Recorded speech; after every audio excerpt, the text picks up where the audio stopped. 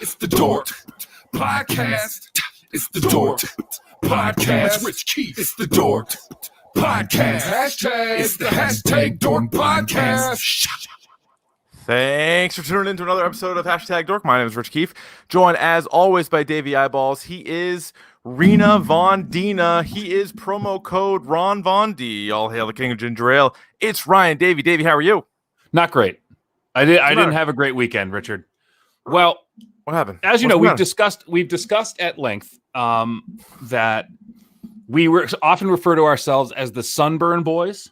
Yeah, we earned that nickname. We earned that nickname. I believe it was the spring of 2001. 2000. Spring of 2000. You're right. Spring of 2000. Yep. Down at Delray Beach, Florida. So Richard and I absolutely roasted because we both said to each other something about us burning easily, and we said, and I think we agreed upon it, we're fine. We're in the water. Yeah, that was at the time. I thought sound logic. Yeah, and we're like, we're in the water. We're fine, right? So we're cool. It only intensified the burn. Now, you wound up with sun poisoning.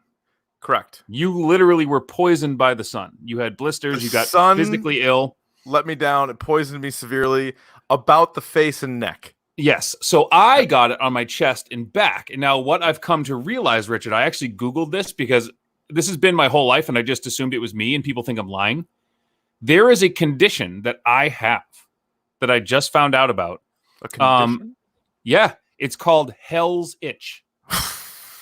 That sounds about right. Thing. You can Google it because remember when that happened to me, like the next day, I was like so itchy, like I couldn't put on clothes, I couldn't sleep, and like people were like, "Oh, you just got sunburned." I'm like, "No, my skin is itching," and it itched for like 48 hours, and I couldn't itch it.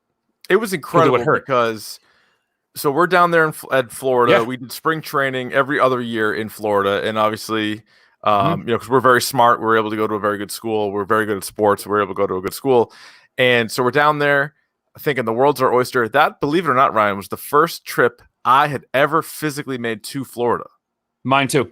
That's our problem. We were newbies to Florida and got roasted. So my face was so bad. In between it was disgusting.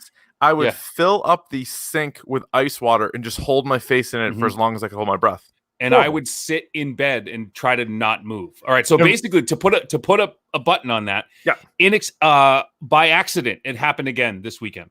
I got a really bad sunburn. I got cooked up on my back. I thought, and not to tell stories out of school. Yep. I thought you wore a special sun shirt now. I did. So I usually do. But I was at my parents' house and they have a pool. And the sun, for whatever reason, it was slightly overcast, which is when it gets you, right? Yes. So I was with my daughters in the pool and they wouldn't leave. They didn't want to leave the pool. I was only in the sun maybe an hour. Oh, that's but it was too much.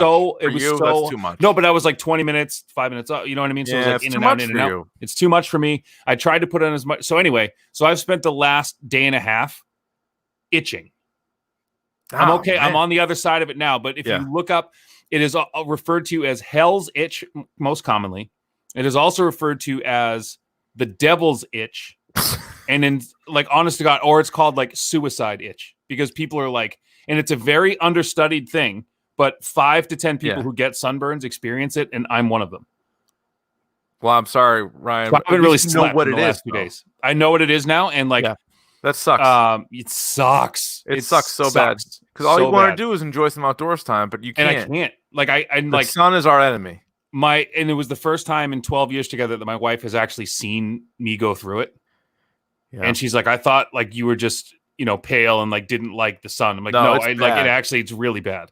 Well, and that's what I'm worried about too. And so I was actually this weekend also at a pool and my wife and I are just lathering our daughter up with lotion. And I'm just like, there's a 50-50 shot she has my skin and she's porked, if that's true. Oh my God. And my wife, who's blonde and blue eyes, I have a blonde daughter and a very a brunette but fair skinned daughter. Yeah, all of them tan. That makes sense.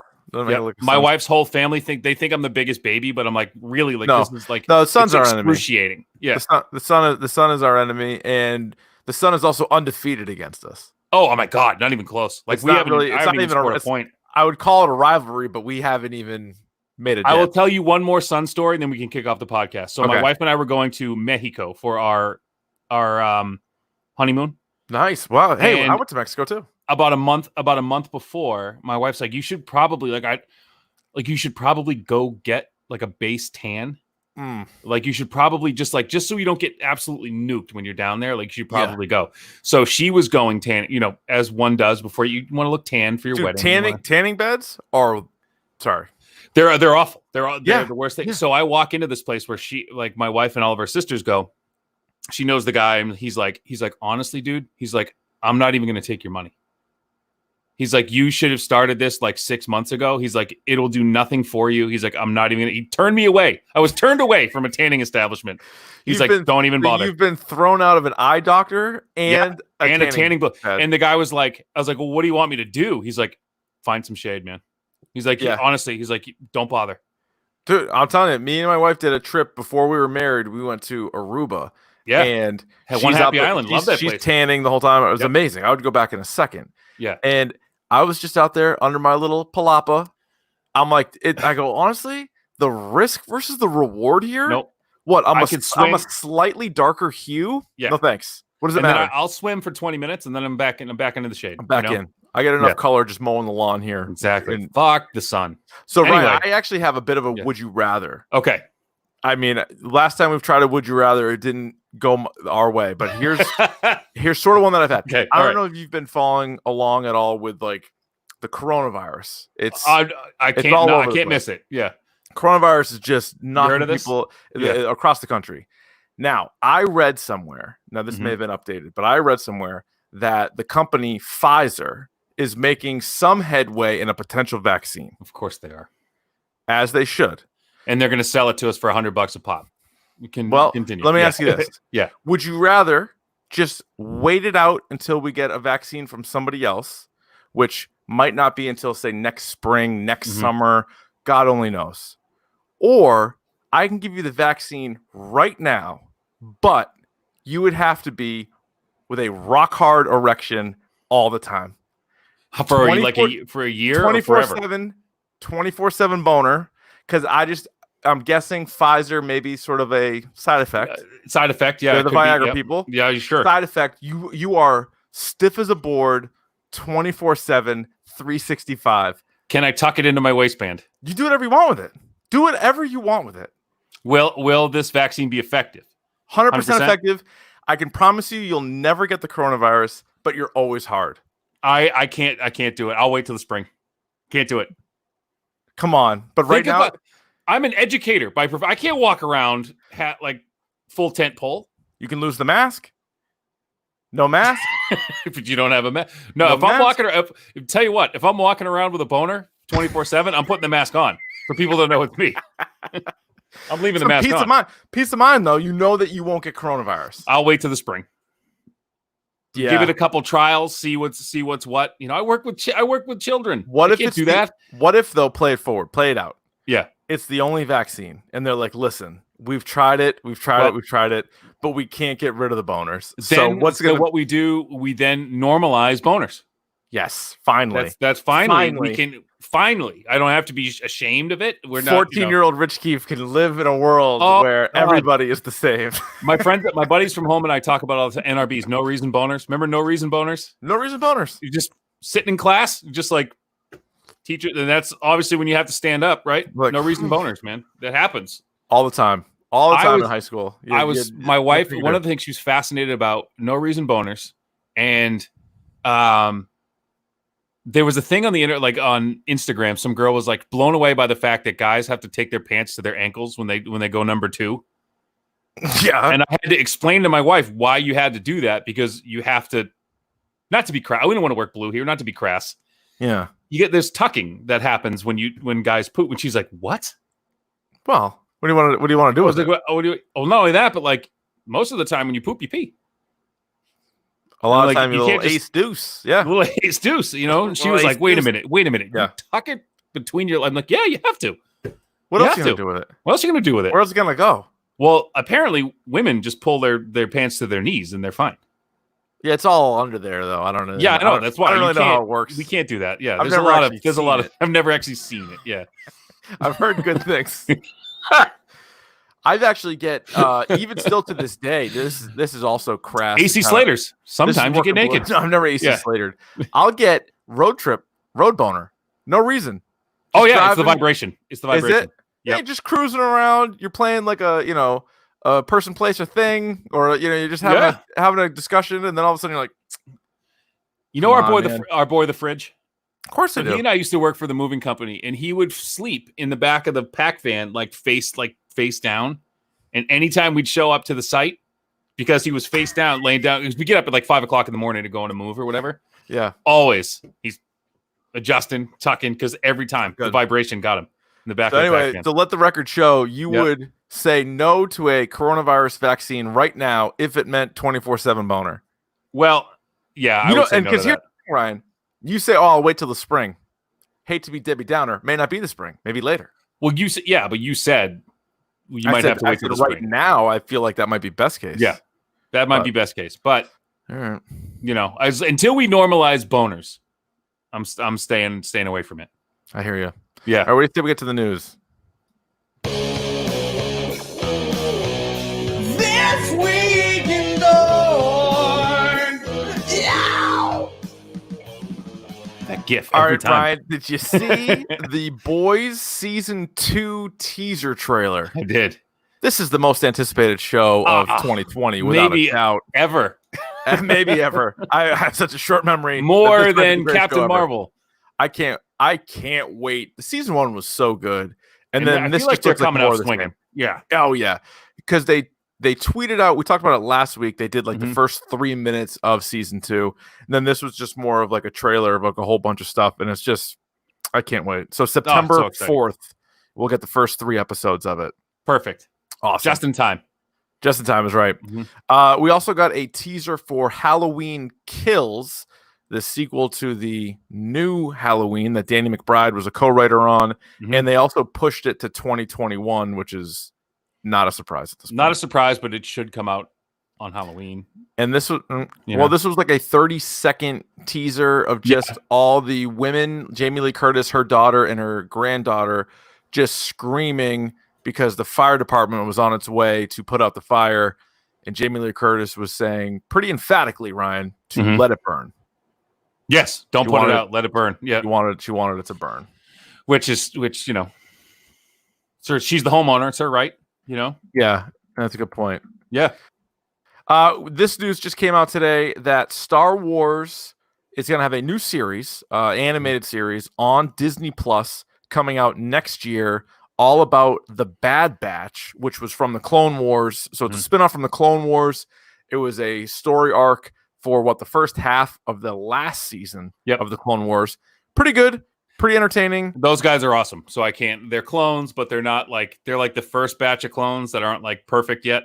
That's why they all have they're almost like the Avengers. They each have a very specific skill set that separates them from being just like a regular clone, which is awesome. And it was interesting because I didn't love a lot of the clone stuff. Like my favorite stuff was Ahsoka Tano or some of the villain stuff, all the Darth Maul stuff. That was my favorite stuff of the Clone Wars. But of all the clones, the Bad Batch was the best. And I was going to say the same thing. Of all the clone stuff that got kind of boring. Like, to be honest, through there was some of the seasons, that stuff was kind of boring because they'd go back and forth with arcs. You didn't need it. This was the only stuff I was like, that was awesome. Yeah. That was good.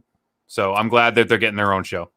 We have a new Batwoman. It's going to be Javicia Leslie. Yeah. I think that's how you say it. Mm-hmm. And great. I mean, I don't really know much about her. I would just say great because they originally said they might do a whole season without Batwoman and that the show would go on and the storyline would be like, where's Batwoman? But you can't do it that way. No. What? That doesn't make any sense. Yeah. What?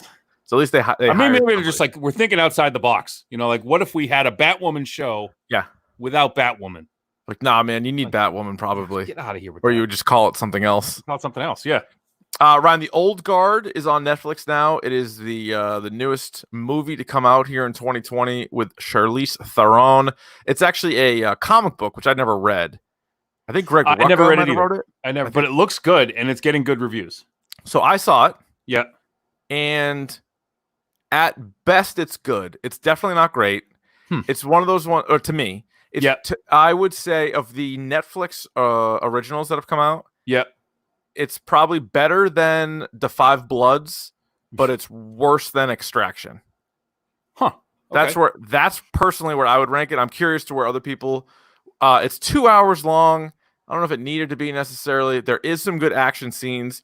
Overall, it's a good story. Not my favorite. And I think I've seen 17 movies now that have come out in 2020. And with the exception of The Invisible Man, they're all like, I would start off by saying, well, considering nothing is out, this is okay. You know what I mean? Like, if it was a normal year of movies, this would, to me, would be kind of forgettable. Middle of the road. Now, did you finish Eurovision? No, I got to go back because that was one my wife and I started it together. Yeah. So I'm like, do you want to finish it? And she's like, it sucks, but sure. I made a great Ya Ya Ding Dong reference playing Call of Duty the other night, and Mac was the only one who got it. Yeah, I wouldn't get it just yet. No, you've seen it. If you've seen the first half, remember when they're playing in the band and the guy's like, play Ya Ya Ding Dong. Oh, yeah. And they're like, yeah. And then they're out and they have like, oh, we're in this bar and we don't know what to do. And the guy comes by, starts fucking screaming at him. He's like, get back in there and play Ya Ya Ding. Like the song Ya Ya Ding Dong. I love that song, by the way. That part. Yeah. I haven't finished the movie yet. Ryan, this news just came out. Vivica A. Fox said that she wants Zendaya to play her daughter if they do a Kill Bill Volume 3. I thought Tarantino was done. So, yeah, I think directors say a lot of things, though. I wouldn't be surprised going back. Now, she tried to clarify real quick. She clarified because she did an interview and she was like, that was of like established actresses. She's like, if the girl who played my daughter in the first one grows up to where Tarantino wants to use her, she's like, I think she'd be great. But anyway, Zendaya would be sick as she would be great grown up. She would be great. And what was her name? I forget her name, like the daughter's name in the movie. Oh. It would be great if that girl was going after Beatrix Kiddo. Yeah. And then she had to train BB, her daughter. Oh, or you don't think they would go after each other? No, that's what I mean. So like, you have what's the name? Her daughter coming after her, and she's like, all right, I got to train up my daughter, BB, to like take her on. So Vernita Green, aka Copperhead, yeah, was Vivica A. Fox. Right. I forget what her daughter's name was. I can't find that. I don't know if they actually said it.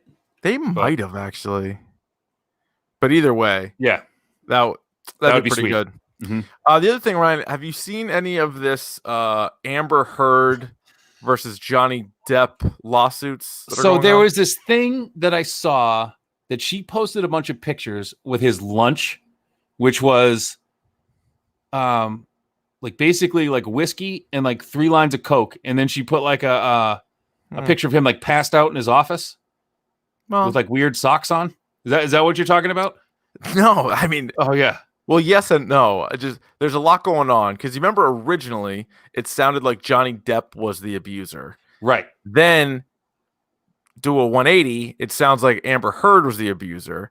Like I don't know. She almost cut his finger off. She cut like the tip of his finger off with a bottle or something like that. Now, I don't know what to believe because there's a lot of he said, she said, very much so in this. Hey. But one of the stories that I read, Ryan, is that Johnny Depp filed for divorce after Amber Heard shit in their bed as a prank.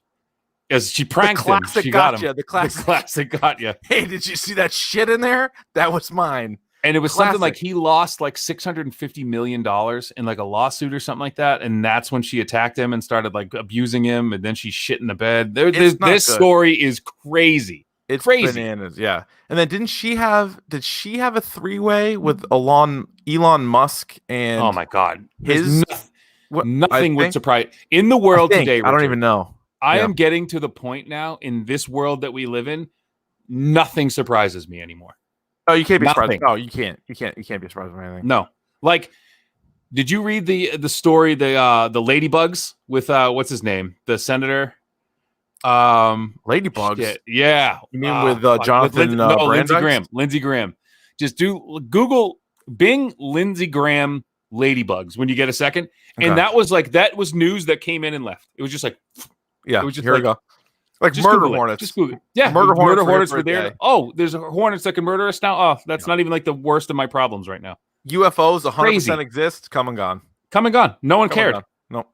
That's yesterday's papers. Yeah. All right. That's the news I got, Ryan. Let's get to yours. It's time for Davy's Video Game Minute, even if it takes more than a minute. All right, Ryan, what do you have? Well, what I have first for you, Rich, is this, as always, the Video Game Minute, brought to you by our friends at Wild Bill Soda, wildbillsoda.com, who are currently going through a rebranding. I think they're just going to Wild Bills. Oh. That's what they're talking about now, because they're coming out with Scandals and Animals. No. There's different things. There's different things now. They so now, in addition to a lemonade, they have iced teas and lemonades, unsweetened teas, unbelievable things, and more things to come. So please go check out all of our friends at wildbillsoda.com. Use the promo code Ron Von D. Either way, Ryan. Yes. I ordered from Wild Bills. Yes. And I ordered, I want to say, like on a Wednesday night. Mm-hmm. I got it on Friday. Yeah, man. I've ordered at no cost pizzas. to you, free shipping, right? I've ordered pizzas that have taken longer. Exactly. I get free shipping. Mm-hmm. I had no tax, and I used the promo code Ron Von D, and I got money off. Boom. So there you go. That. Promo code. And by the way, I have some delicious black cherry soda and root beer in my fridge right now. I'll give you some drink recipes. Yes, I'm dying because I drank the black cherry cold, just on its own, because I wanted to really enjoy the flavor. How was it?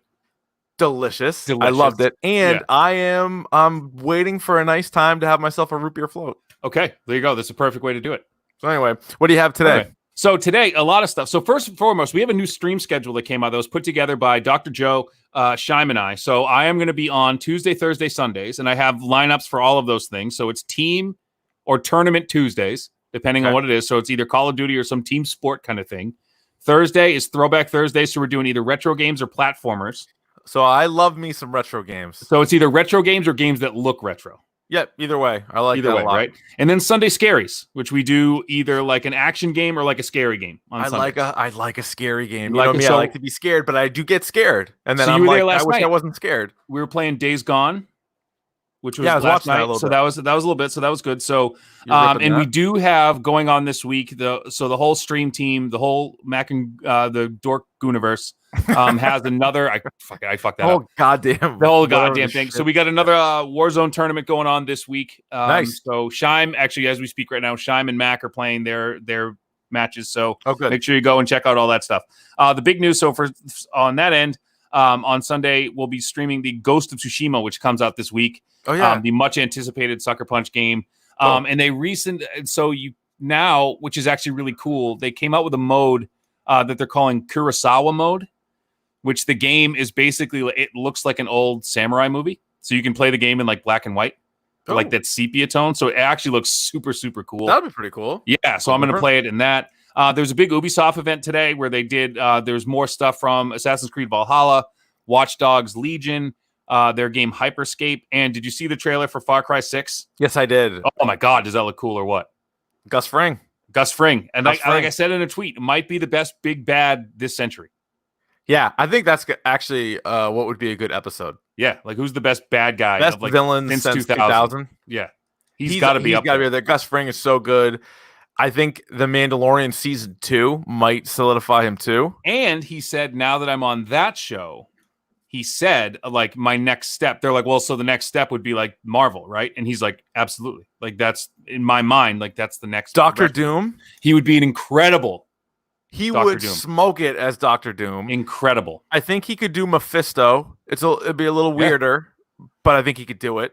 You could use his voice as just Galactus. Like, he can do his voice as Galactus. Yeah, well, that's the thing. Is like, do you want him to be like a CGI character, or do you want to see him? Like, no matter what, he'd be good. And I think he would be. Who was the? Is it Kang? Kang the Conqueror. Kang. There was someone Kang. So he was in Infinity War, like the comic book, not the movie. Yeah. So the reason being is that like they've messed with time so much that Kang the Conqueror would be like the perfect guy to be like good. I think Doom though would be great because I think Doom will end up being a pretty big villain and go up against a bunch of different characters.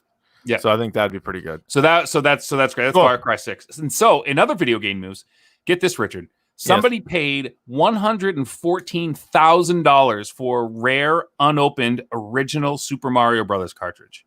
Yeah, seems a bit high. Well, so are you familiar with the Beckett rates, like cards and stuff? Yeah, so this I used to have the Beckett all the time. Yeah. So Beckett rated this at a 9.4, which is like a 10 is like mint. Like no one's ever touched it. No one's ever breathed on it. Right. So this is a 9.4. And I guess the why it was so rare. Remember like when you would hang video games and like it had like the little plastic clip, like they would hang it on? Yeah.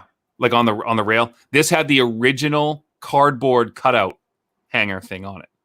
Oh, which apparently makes it very rare. $114,000. The last two bits of news I got, UFC 4, the trailer for that came out. And why this looks particularly interesting to me is you can do backyard fighting and Muay Thai, like the Thai ropes and everything. Oh, interesting. And I saw in the trailer just a brief glimpse of Kimbo Slice, pick of the pod. Pick of the pod, indeed. But Kimbo, remember all those old Kimbo videos, like him on YouTube? There was nothing in the better. backyard? There was nothing better than Kimbo Slice whooping a guy's ass in the backyard. Bare knuckle. Nothing better than in that. the backyard. And then then came out. We were in college, I think, when that came out. We were in college. That was it was like the sweetest thing. I remember watching it on E-Bombs World. Yeah, and be like, Remember look at this guy. Watch this guy beat the shit out of this other guy. And there was one fight where he just like caved in some dude's eye. Oh, it was awful. Yeah. And then Dada 5000 was another guy that had monster fights, backyard fighting, or whatever they would call it. And then they fought each other in Bellator, and sadly,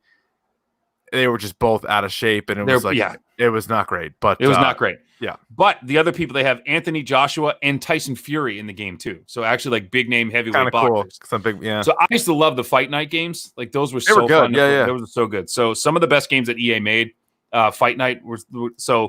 Hopefully we get some boxing back. Yeah. Anthony Joshua and like Deontay Wilder and Tyson Fury probably, and Gennady Golovkin are probably, and what's his name, Canelo Alvarez. I'm like, those are the only boxers you could probably name. I just ripped off 5. Yeah, Mike Tyson.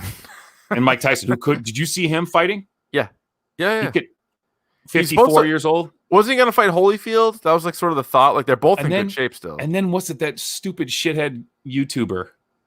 Oh, Logan Paul. One of the Paul wanted to fight Mike Tyson for like charity. I'm like, he will kill you. No. You can't do enough steroids that you would make a difference. What about Floyd Mayweather? Is Floyd Mayweather in the Floyd Mayweather? Is he? No, you got to pay him too much. Did you see that thing when he tried to read? Yeah, was that on the Breakfast Club or what show? That was on the Breakfast Club, and then that was so bad. It was so bad. 50 Cent was like, he's like it. He said he'd give him $100,000 if he could read a page of Harry Potter. Correct, without screwing up, which is like the best bet ever. It's so bad though. Yeah. Well, that's all the news I got. That's all the news I got. Like, All right, Ryan, let me ask you a very important question. Are you ready for the topic du jour?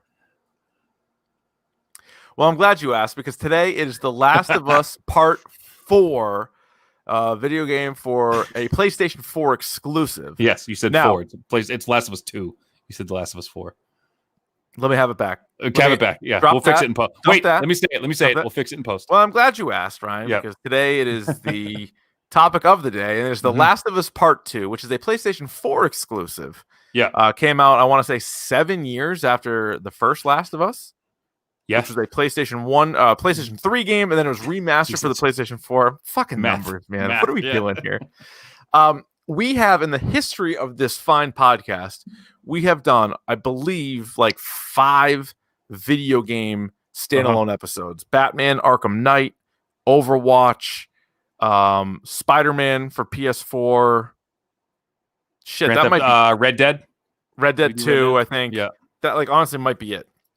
And so we're gonna start spoiler free, because this game has a crazy story, and we can get into some of the gameplay here. But as far as the story is concerned, if people are playing it right now, it is a long game too. I don't want to spoil that, because it's like a movie, it's like a TV show. So let's start spoiler free here, Ryan, for The Last of Us Part 2. Did you like it? I did. Very much I did. Yeah. I liked it. Yeah. I liked it a great deal, which leads into my next question. And I say this with no hyperbole. Mm-hmm. Is this the greatest video game of all time? No. Do you want to think about it? No, I thought about it a lot. And when you sent out the outline, and I was hard pressed. I don't think it's as good as the first one. So that was my other question too. Yeah. Is it better than the first one? I have such recency bias. Yeah. My gut says yes, but I also haven't played the first one it had to be 5 years. Yeah, so we'll get into it more, but there was a lot of stuff and it's like piddly little shit. I mean, this I will say this right now. This is the best game I've played in the last 2 years. So I usually, when we talk about movies, I have no distinction between best and favorite. Because I'm like, if it's my favorite, it's the best. That's how I view it. Yes. This is how, and I contradict myself a little bit, but with video games, I personally enjoy playing the Batman games and the Grand Theft Auto games more. I would say those are more my favorite. But this is a better game. Like this is an incredible game. I'll already tip my hand. It's a 6 out of 6 game. Yep. But so are to me Arkham City, Grand Theft Auto 5. Those type of games are also 6 out of 6. I have a little bit more fun playing those, but I also recognize this game as just being like I swear to God, a few times while I played, I stopped and said out loud while playing by myself, "Holy fuck, this is a good game." Like I said that just out loud, just unprompted, just said that out loud. Like this is so good. And to not to drag his good name, sully his good name, but Mac on the Mac and Goo podcast said once, since we're all connected now, he said at one point that the first person, the story driven game, the single player game genre is dead. It is not. It is better than it ever has been. Yeah. And this game is a shining example of what you can do with a perfect marriage of gameplay and story. I feel like that, the story and the gameplay of this game, and it just looked amazing. It's art. But I say that and it's compared to the first one, it's not quite there, but I think it's up there.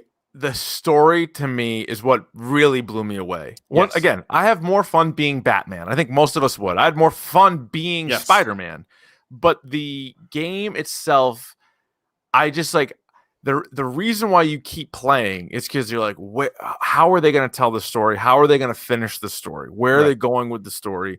It's like if you sit down to watch a Netflix show and you're like, I'm going to watch 2 episodes.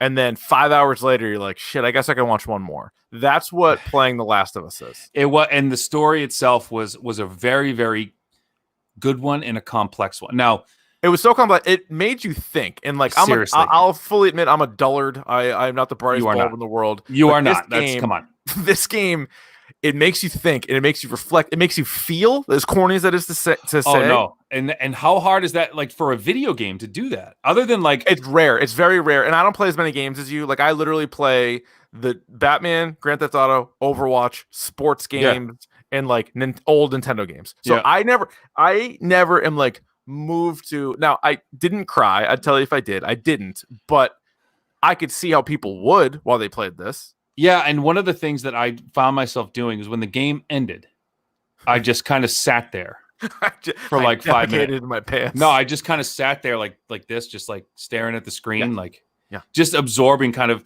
And I think one of the things that going into it, if you haven't played this game yet, it's a game it's an adult game. It has adult, you cannot, if I'm a kid, I'm not going to get this. I'm not going to get what they did in this, just from the storytelling aspect of the game, the complexity of the characters. There's no game that could do this. None other than this one. No, it's so well done. And I also, again, I hadn't played the first game in such a long time that I was trying to remember. I remember the major moments, but I unfortunately don't remember every single detail. So I'm sure they paid off a lot of the things there. But as you're playing it, you're reminded of certain things from that game, but then you also get a different perspective, which we'll get into more in spoilers. Yeah. But it's a game that I think surprised people with it's not. This isn't a spoiler because they straight up tell you in the game. You play as 2 different characters. You play as Ellie and you play as Abby. And I think Abby was a surprise to some people. Maybe they didn't love it. We'll get into how we felt about her coming up. But you play as both of those characters, obviously from the first game where you played as Joel for so much, and then a little bit of Ellie. This is a little bit different, but it's that same universe which they have built so well. And it's not their fault, but there are so many post-apocalyptic stories, both in TV, movies, comics, and even video games. Yeah. And for them to take that and I think do better than anybody else is crazy, because there are so many good stories about zombie type characters and the world is over and now you have to sort of get in different groups and try to survive. That story's been done to death, and yet they found a way to make it better. And I think, and again, like the first one, I found what was so compelling is you can tell a zombie story and people are gonna be like, oh yeah, end of the world, people die, whatever. But the fact that, like, and I've always maintained that, like, this is a very human story taking apart in a human world where zombies are clickers, are an inconvenience, right? But humans are still the most dangerous things in the game, like, right? Still, it's like The Walking Dead's done a pretty good job with all the flaws The Walking Dead has. That was one thing that they kind of pointed out in their whole idea of, like, The Walking Dead is actually not the zombies; it's the people that are still alive. Yeah. They're the Walking Dead, who are all going to eventually die. Yeah. Right. And so, this game's good at that. Now, I would say, because the first game was made for the PS3 and then remastered for the PS4. This game was made for the PS4. And you can tell immediately. Yes. I'm always blown away when you play, like, early PS4 games and then, like, this game. And you're like, you guys are dealing with the same, like, engine here? Like, what? How come this game looks like this and these other games? Like, this one makes it look like this is already on the PS5, I feel like. There's some and the voice acting and the motion capture of this game is untouchable. Oh, you're watching a show. How good it is. You're holding a controller, but you're watching a TV show or a long movie or however you want to describe it. Mm-hmm. I think how you play is very similar to the first one. Like, upgrading your weapons, gathering your weapons, looking for stuff, turning your flashlight on, maneuvering through these things, jumping up over walls, trying to figure out, we need to get in there. That wasn't kind of part of the first one. If you remember, like, you were kind of like always on the same level as everybody when you were fighting. But now you can get, like, tactical advantages, like, and that's one of the things. I'm sorry to step on your funk there. I'm just excited. Go ahead, I'm please. just excited, Should be. Everything that people had a problem with in the first game in terms of gameplay, they fixed. Yeah. Like, Ellie is so much faster and more nimbler than Joel. Yeah. Because you remember, like, some of the fights, like, you felt slow. Like, Joel felt slow. Yeah. And Ellie can kind of, like, move. Like, the dodging mechanic was so fun. Like, this is we're talking about gameplay. But you can actually, like, hit a button and dodge. Yeah. And really just kind of get around people. Like, that, to me, dodge, Counter-Strike. Yeah, and you see these GIFs of people playing this game, like the combat system, and, like, there were things that you could do that I didn't even know you could do that people are doing. Like, if you were, like, running backwards and hit the dive button, you actually slide on your back. Like, you actually slide backwards. Crazy. Like, I didn't even know you could do that. Yeah, I didn't do that. So, like, that's one of it's crazy. It's crazy to me, like, the little things they thought of, Yeah, I mean, so the gameplay is good. Like, there's enough weapons, but it's also, like, you need to have good strategy while you're playing the game. Yeah. The storytelling is next level, which we'll get into. I'm trying to think what else can we say non-spoiler about it before we get into, like, the story and everything. We can get to the scores. You said a 6. I already gave it a 6 out of 6. I'm going to give it a 5.5. 5.5. Because the first one's a 6. The first one's a 6. If the first one's a 6, this is a 5.5 to me. So I give them both 6s. Like, I think, but they're on the short list of my favorite games ever. Like, this game was so good. And we'll get into some of the negative reviews for the game. Yeah. Well, a couple of them I think we can say here. So, reading some of the reviews, it's one of those things that critically it did really, really well. Yeah, and then it got bombed. And then it got bombed. I think you can imagine why. We've all kind of dealt with it when we've, like, Captain Marvel, Black Panther, just, like, angry white men jump on these message boards and vote things down for the most part. And just there might be, but besides those things, some of the things I read, even from critics, were the game was too long. And I would say that's not a criticism to me. I feel like for a game like this, I'm going to sit down, I pay my $60, and I want you to tell me a story, and I want to have fun, and I want to play it. If it was a whole lot shorter, I'd be like, why couldn't you have made it a little bit longer? There were times, I will say, where it felt long. And I think that, and this is going to be like, this is bullshit, but, like, I honestly think that you were meant to feel like that. Like, it was meant for you to be like, let's go.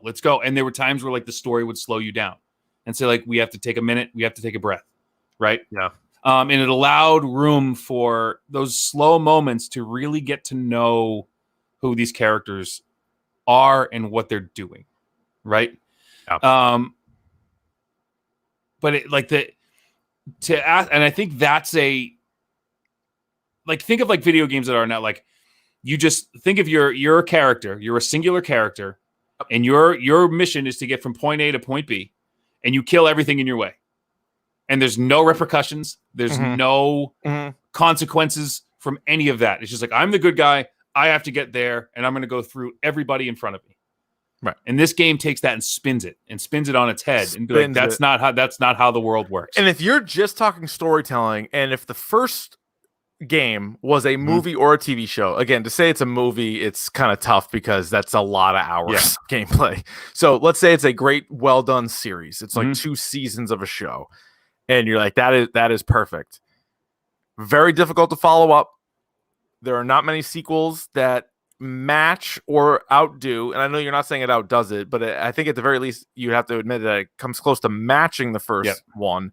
So hard to do. And I felt like they did it. And like you said, they did it a little bit differently too. I think maybe some of the reasons for the negative reviews were like, oh, I was expecting it to be this way. And then you're like, well, no, man, they're gonna twist it a little bit because, and we'll get into it in spoilers too, but the whole overall story of The Last of Us 1 does leave you with a little bit of a like, all right, are the good guys the good guys? Are the good guys, like, are they for sure the good guys? Or like, is there a little bit of a, I don't know, to them? Right. You know? Yeah.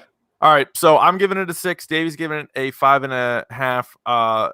Let's go to spoilers here. Sure, let's do it. All right, so spoilers for The Last of Us Part 2. First, let's Ryan, to the best that you can do, could you sum up the first game for us? The story of The Last of Us 1. So Joel is the main character of The Last of Us 1. Joel and Ellie. Joel loses his daughter tragically at the outbreak. There's this outbreak of this disease. Joel, his brother Tommy, and his daughter Sarah trying to get out of Texas. Sarah, his daughter, is tragically killed. That's not a spoiler. It's in the first 5 minutes of the game. No, this is all spoilers anyway. Spoilers. Okay, so we're on spoilers. Spoiler of the first game, all you want. Joel then becomes kind of like this outlaw who's living in Boston in this quarantine zone. He meets Ellie, who is apparently immune to the disease that is going on. She's bitten by one of these clickers and doesn't get infected. So it is believed that she holds the cure to this pandemic that is turning these people into like these plant fungus people. Right. Eventually, there's this group of people called the Fireflies who then are looking for Ellie. They're trying to get her to their medical compound, which is in Utah. So the whole game takes place with Joel trying to get Ellie to Utah. Unfortunately, when they get to Utah, the doctor then breaks the news to Joel that in order for them to get to the part of Ellie's brain where this cure is located, or this whatever is going on with her is located, they'll have to kill her. So Joel makes the decision at the end of the game to save Ellie and kill all of the Fireflies. So that plan for a cure, a global cure, falls flat, and Joel makes the decision to save Ellie like he couldn't save his own daughter, and then basically raise her as his own. And in that game, you play as Joel for most of the game, but there is a part where you play as Ellie, and I think that is where most of us really got attached to Ellie as well. Yes. Like, you liked her because you loved Joel, and Joel was the guy that you were using, and you would do anything that Joel was set to do. He loved Ellie, but then there's those moments where Ellie becomes very important, including you playing as her and basically saving Joel, and so you're like, all right, I am now in with her. But you're right, like what a dilemma. I'm not even going to ask you because like it's no just question. So fucked. You have daughters, I have a daughter. It's like I would not hesitate. There. I would not hesitate. Like, it doesn't matter to me, to kill the doctors. Oh yeah, God, yeah. Yeah. Same with me, right? Same with me. But you're like, but from the outside, like if it's not your daughter, you're like, wait a minute, you could save all these people. It's almost like right now in a fucking sick way. You were like, with the coronavirus, like if your daughter, and I hate to do this, but I'm just, it's fine. It's fine. Or the listener's daughter is is the key to stopping coronavirus. But sorry, like we have to get into her brain. I'm like, fuck that. No. Find somebody else. So, right. And by the way, I don't know if they ever said in the game, but that wasn't like 100% guarantee. It wasn't 100% guaranteed. And Joel lies at the end. At the end of the story, he lies and tells her that there's dozens of people like you. It wasn't going to work, and basically like sold her this bill of goods.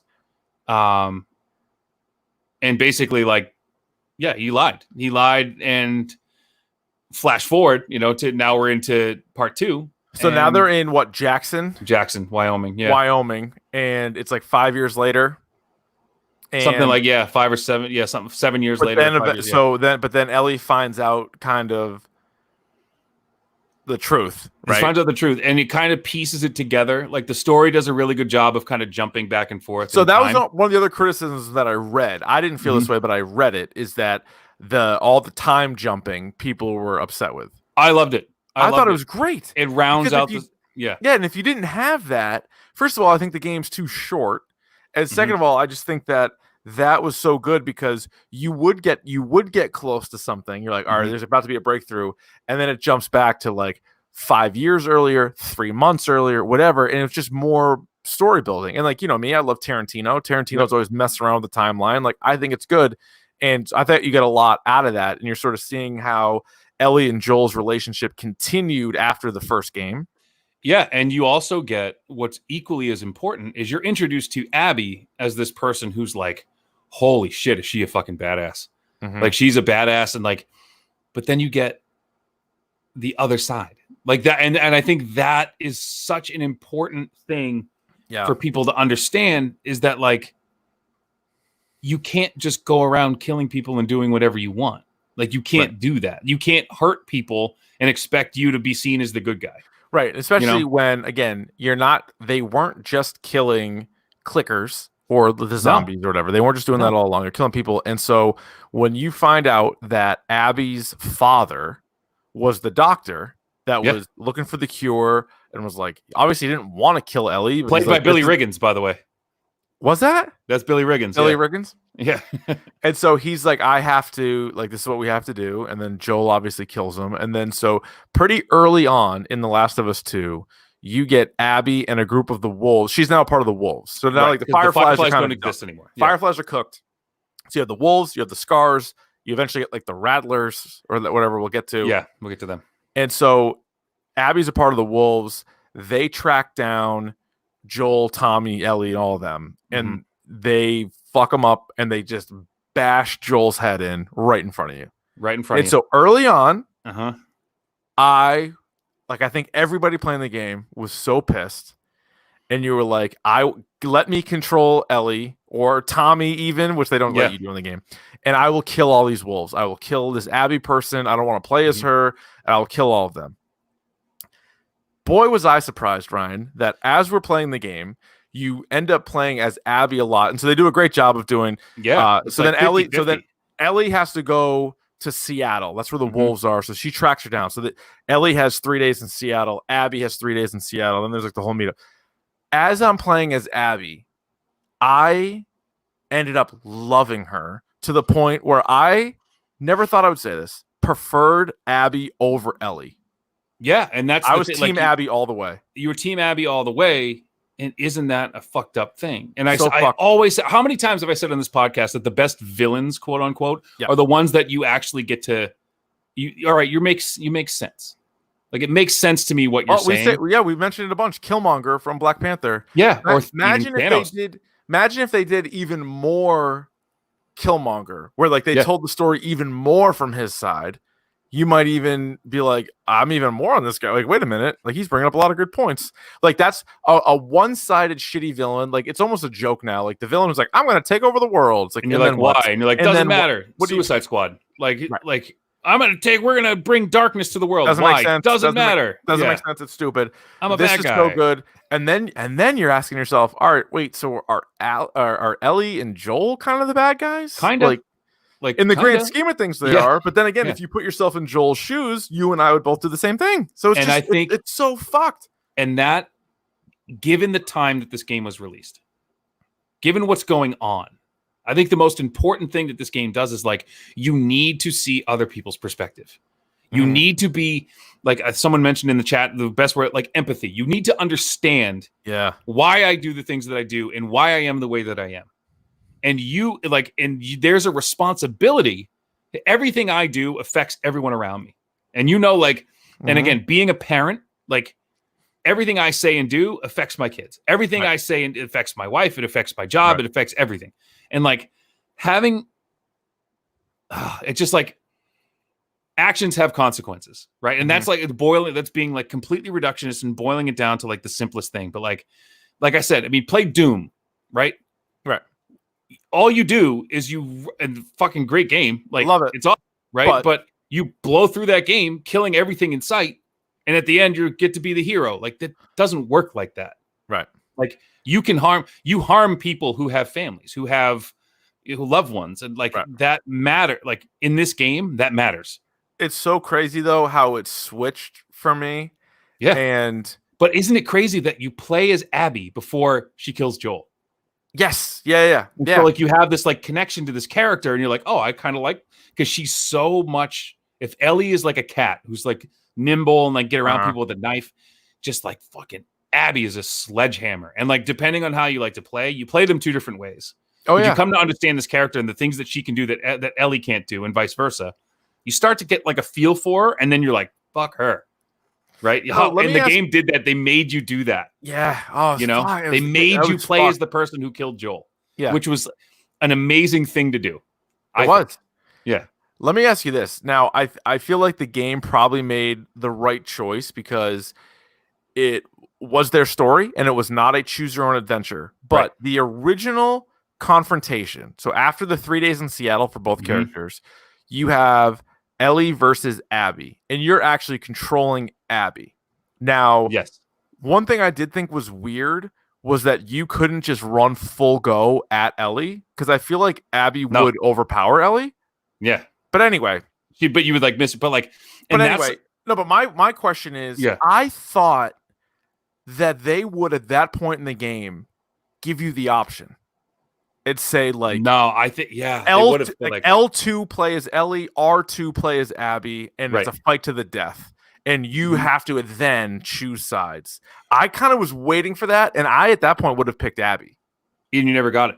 No, you didn't. And so you win as Abby, and then but she doesn't kill her. And oh my god, how fucking insane. I get chills thinking about it. When Abby finally gets the upper hand, you're controlling her. You get the upper hand on Ellie.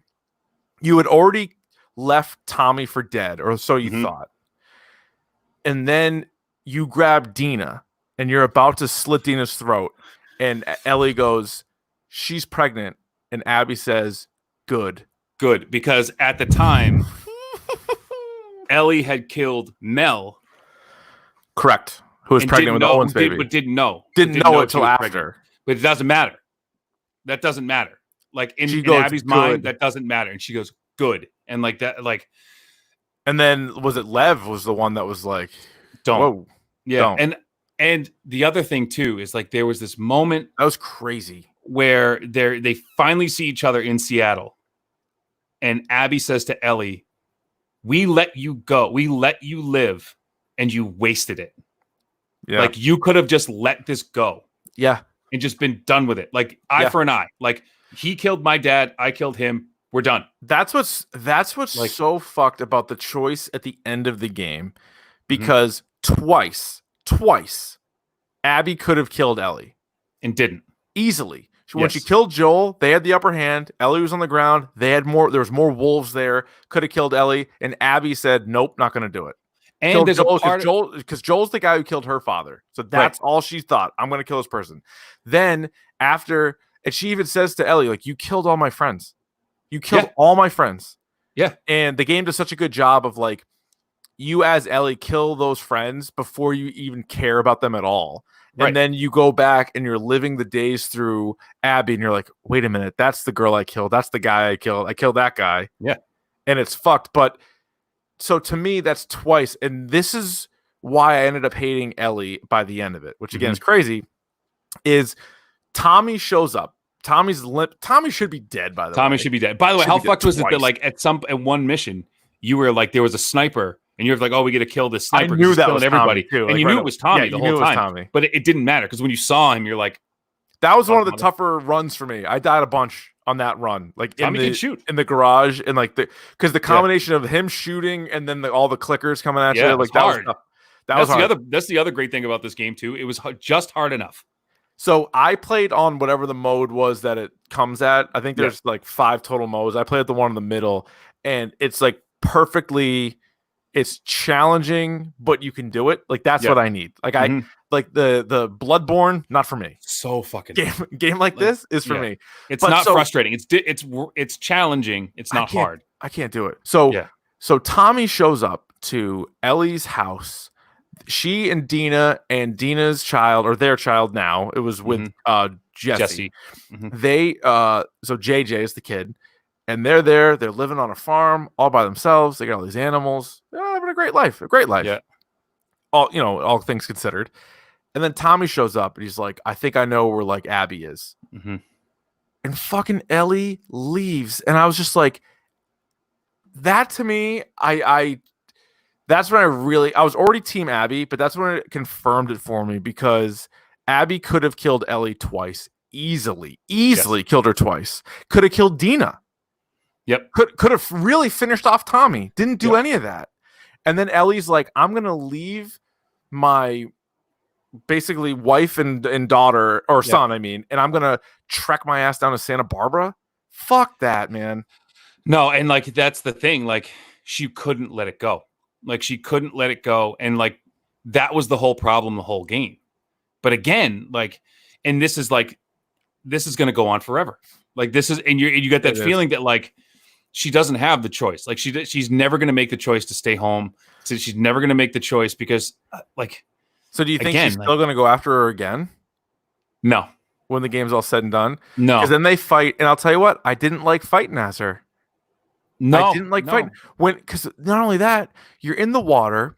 So the Rattlers are like this other crew, which is really get into the scars. No, and the thing is like, I have to talk about this. Remind me to talk about the scars, but like the thing was it the Rattlers at the end? Rattlers at the end, which they were just felt kind of shoehorned in. Like I didn't give a shit about the Rattlers. I didn't. No, and it was definitely really short. They weren't expanded on like the other ones were. Basically, like the scars are like a cult.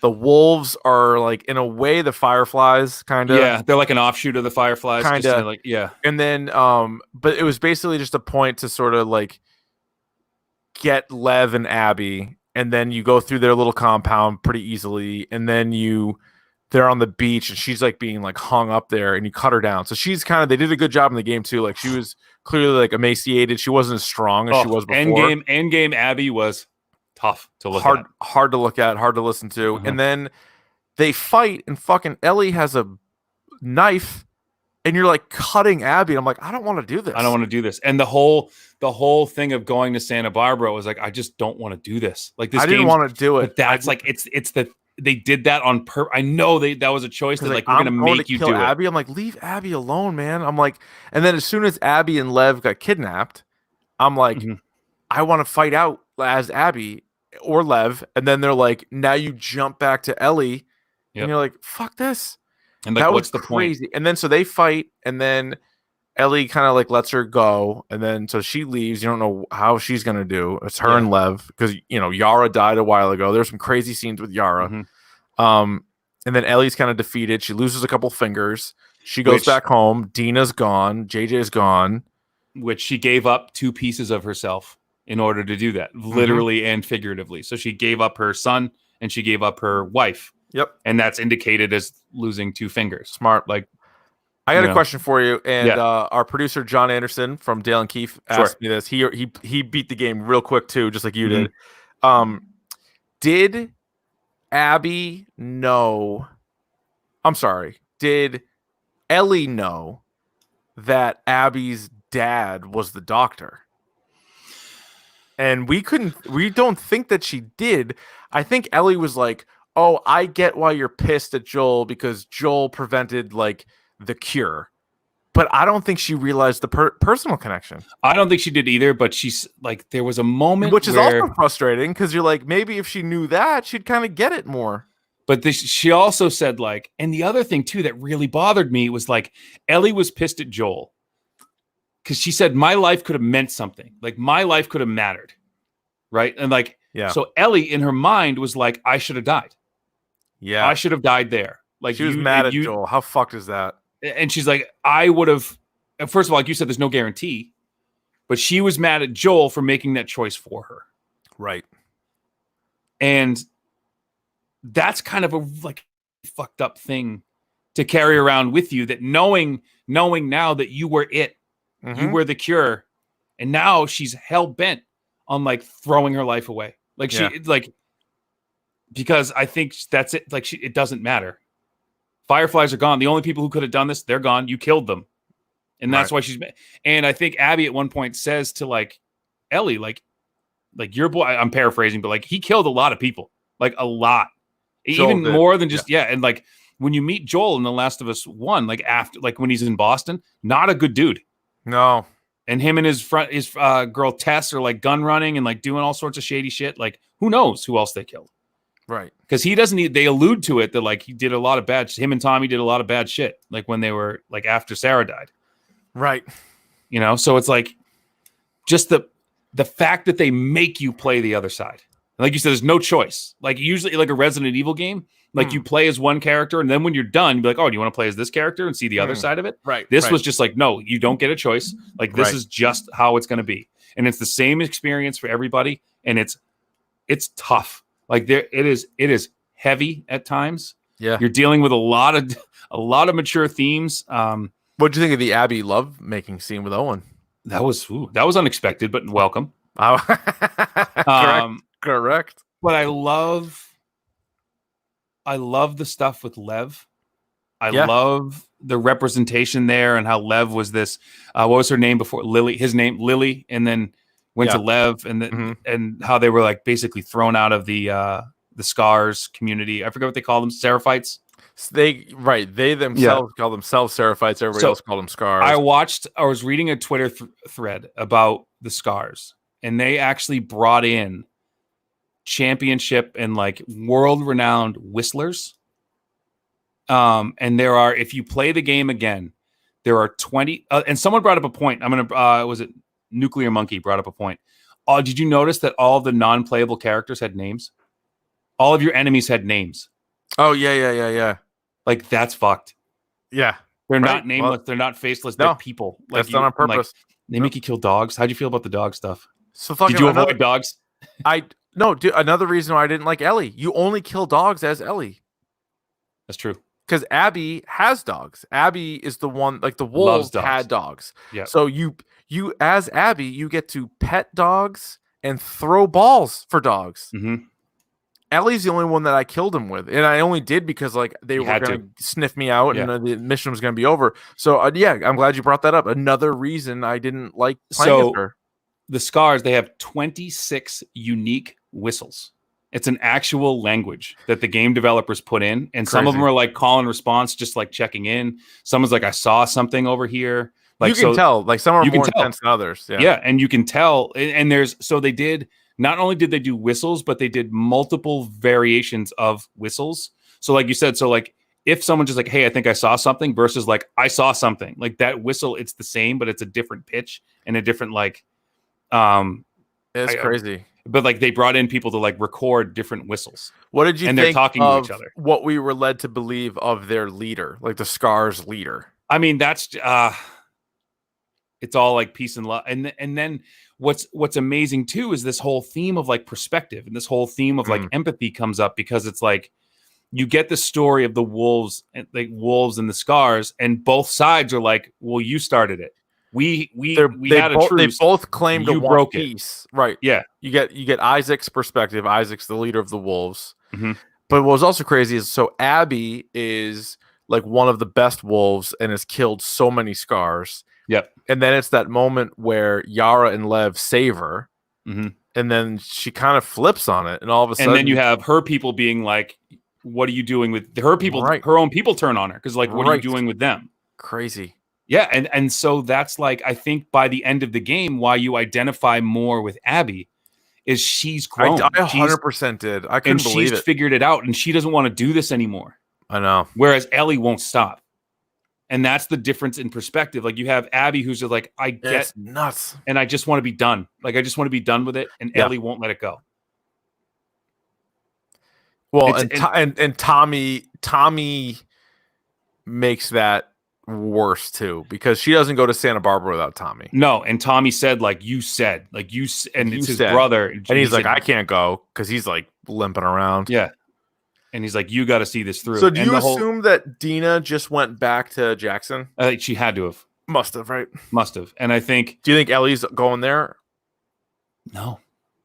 You don't think so? Mm-mm. She kind of knew that was her chance. That's it. She chose revenge over a potentially satisfying life. And what that does is that takes pieces of you away, like being angry, being, grief, or like all of these things, PTSD, like think of all these like mental things, like they take pieces of you, and then you see the representation in Ellie. She loses her 2 fingers. I mean, it's just like, yeah, it's an amazing accomplishment in like what it is to like tell a story in games. It's just an incredible story.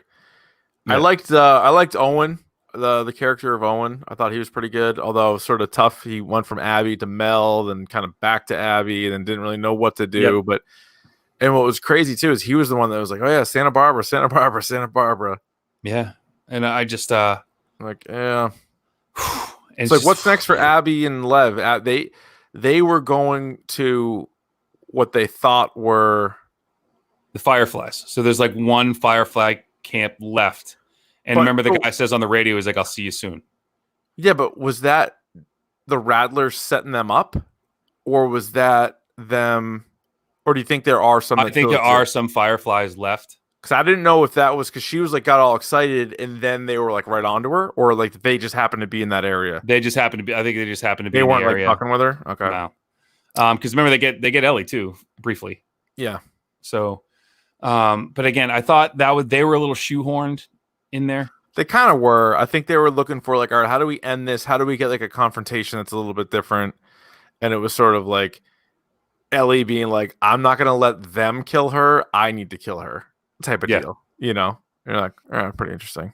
So someone said here, when you beat the game, the start screen is Abby's boat docked at the island they were going to. I just took it more as like that last fight scene with Ellie and Abby.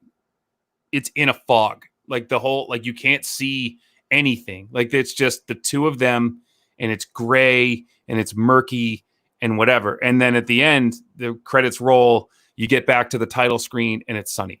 So it's like there's been this thing that's fog, it's been lifted.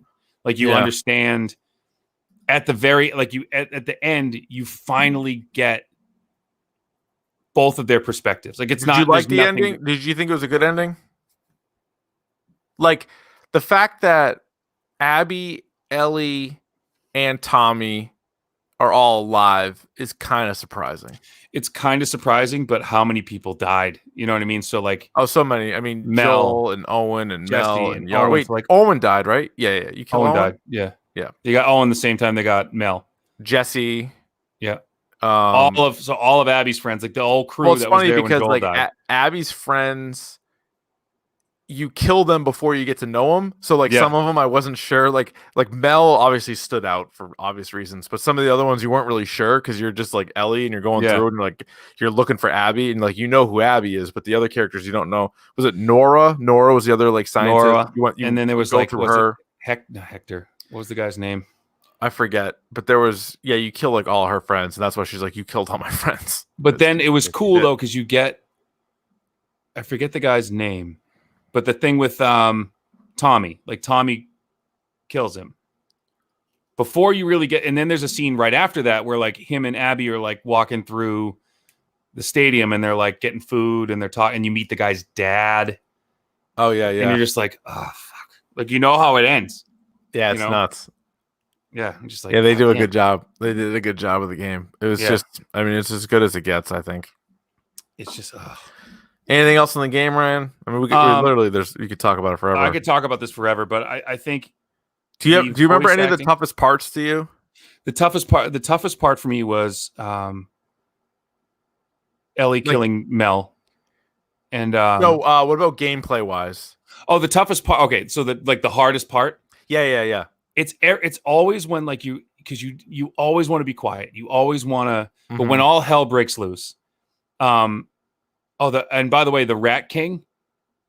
Oh, that big where it was like all like the clickers like mushed together. Oh, and then you kill one and it breaks off, and then there's two of them, and you're like, oh fuck! and Like that was, and it was so dark that you couldn't didn't know really where the see. fuck to go. That Yeah. to me was definitely one of the toughest parts. You're right. I played that a few times. And one of the coolest things, one of the coolest mechanics of the game, it was a little thing. You could like slip through cracks. Yeah. Like Yeah, that was so helpful. And you would That just helped. just bought you like enough of a second. Yeah, there were definitely some times where there were bloaters where like sometimes you had to kill them, other times you could just kind of run away from them. And that was the thing. Like they actually encouraged it, watching like the state of play of like PlayStation. Like sometimes you just run. Like you just have to run. Yeah. And like Which there is were not times normally like, you think you got to clear out a room, but you're right. Sometimes you you have to make the choice to I got to get out of here. Like I can't do this. That's definitely true. And there's times I'm like looking at the gun, I'm like 3 bullets, and there's like 12 guys. Like I just got to go. And then sometimes the way like I would die and then the way it would resave, I was getting pissed because like I would start and like every time I started, I had to like wrap myself up, heal myself, then like make a bomb, reload, and you're like fucking it, and you just kept doing that over and over again. Like, unless I was stuck, I would avoid fighting. But the toughest parts emotionally for me, again, the end, like seeing Abby at the end was tough. I think not only seeing Abby, but then fighting her, and you're controlling Ellie with a knife, and you're like, I don't want to. And the hardest part was like you said, you wanted to be Abby in that scene. Yes, she didn't want to fight. And she didn't want to fight. And she was like, all right. Like, and she even recognized her too when she was hanging up there. She's probably delirious, and she sees her, and she's like, "It's you." Yeah. Like, what the fuck? And she's like, "There's boats over there." She's like, "Let's just get out of here. Let's get on a boat, and you go your way, I go my way. We're done. Like you win. You know, right? And fuck, it's just one of those. It sticks with you. Yeah. Nuclear Monkey wants to know favorite weapons. Flamethrower was incredibly useful at the end. Flamethrower, good call. Yeah, flamethrower was good. I like just like the pump shotgun or whatever. I loved Abby's assault rifle. I completely kitted that. Oh, that was helpful.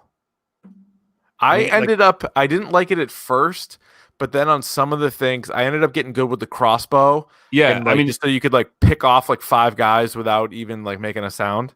That ended up being really helpful. You put a bow or a crossbow in my hands in a game, I'm using it, like for sure. But yeah, Abby's weapon was incredibly helpful. I loved the hunting pistol. Oh yeah, Abby's the high powered pistol. Like that thing was badass. I like you could just one shot guys. Oh yeah, yeah. How about Abby's like when you would go stealth and like you're used to Ellie like stabbing guys like 100 times, and then Abby just chokes them out. Just chokes them out, or just like smashes their head into a wall. Like, amazing, and quicker too. Like, yeah. I don't. It just so it's damn near perfect. My one issue with I guess that part of the gameplay, and maybe I just screwed this up, but I feel like if you were trying to stealth kill somebody and you were doing it quiet, it took a while. Yeah. But if you were trying to kill somebody stealth wise and somebody saw you, you could just like snap their neck. You could do that, or you could hold them up as a shield. I know, but if you snap their neck quick, my question would be, why don't you always do that? Makes noise. I don't know. Oh yeah, maybe. Yeah. So exploding arrows. Yeah, those were good too. There was so much like I have to play this game again. One, because it just sticks with you. Like it just is. Oh my God. And like I said, I just stood there looking at the boat and just just staring at the boat. But then such a great job with like for the critics out there that had issues with like the flashbacks, it's just so much character development when you have like Ellie and Joel in like the museums looking at dinosaurs in the spaceship, like or you have like you have Abby with her father, so you get to know him a little bit more, and then her flashbacks as like a much younger girl running into the hospital and seeing like her dad dead, and you had to do that several times. Yeah. But the thing that keeps you going too is like there's this heavy game, but like what was great is they showed you that this horrible life that these two women are living wasn't always bad.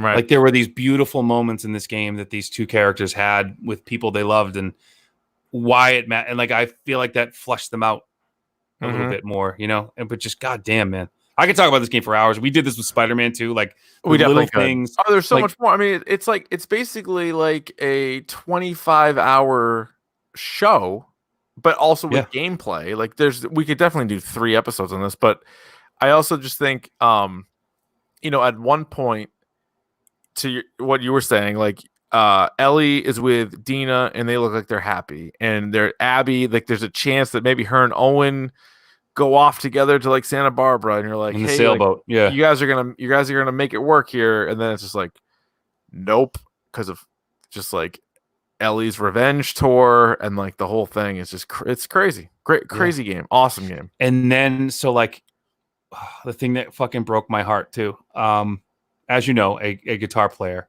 Oh fuck! I'm glad you brought that up. How much guitar was there? I played a lot of guitar. Yeah. Did you see Mark Hoppus from Blink 182 played "Damn It" on the my favorite song, my favorite Blink song, and he played it on the thing and was singing. He like forgot the lyrics. Yeah. But when she got home and she found the guitar and she couldn't play it anymore, and that was like, and she left it there. I thought that's how the game was going to end. Fucking, you leave a Taylor, like a $3,000 Taylor, like. Leave it. All right, cool. But I was wondering because I don't play the guitar, and I was wondering. I assumed they made it where it was like it's legit. Yeah, it's in like keys. So So what you got essentially was like could you play a song on it? Yeah. So I played a couple songs. And the other thing that I was so glad that I did. I think the first 2 times I played it, I streamed it. And then I was like, I found myself just not talking, like not interacting with chat. No, it's not a streamed game. And then like I know you streamed it and you were ahead of me in the game, and I'm like, I don't want to be spoiled on it, so I didn't watch it. And I'm sure other people felt the same way. No, it's not a game you stream, and I'm glad that I did it. On my own, because I had to definitely have like a moment, you know. I mean, I feel like if you waited a couple weeks and then did like another playthrough with all your upgrades, I think people might watch that. Yeah. Because it's like after the fact. But like right now, it's too fresh. It's just too much. Now, there's always been rumors about them adapting this as a movie or a TV show. And I know you said in the past, no. Well, I don't want Ellie and Joel. I would love a series with like Tommy and the people of Jackson, like around it. And what's Tommy's wife's name? Maria. So it'd be like Tommy and Maria, like trying to build Jackson. What about Abby post Last of Us 2? Abby and Lev.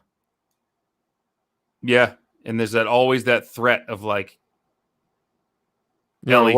Is Ellie done? Is Ellie done? I don't think so. I don't think she's done. Can't be. She can't be done. She's nuts.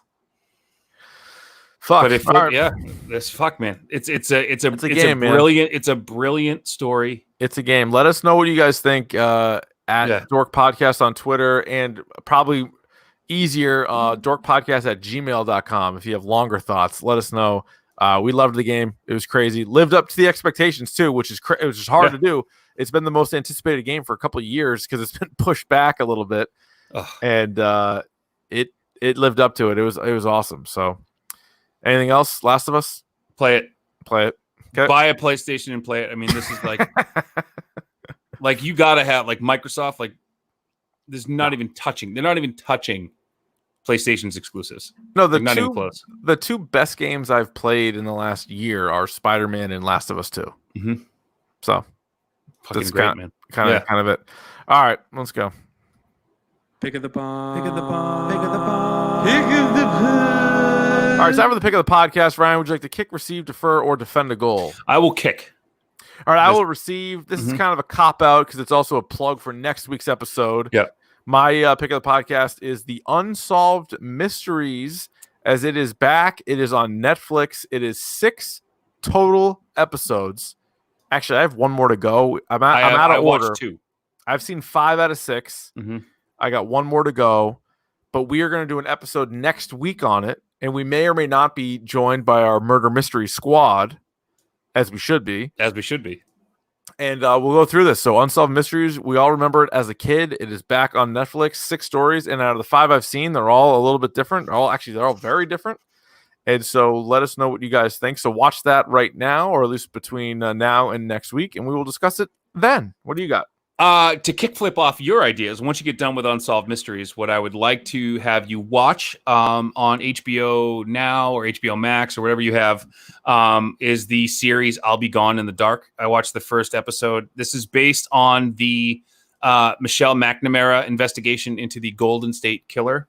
Oh, that's already out? I've been meaning to watch that. That's out now? That's out now. So Michelle McNamara, yeah, who was married to Patton Oswalt, and she passed away. And this went forward with his blessing and stuff. And so the first episode I did watch, and it is incredibly well done. Because she was obsessed with this. Obsessed with it. And she was just a writer. Like, she had no like criminal. I don't think she had like a criminology background, but she was just fascinated and like obsessed is the wrong word, but just like completely.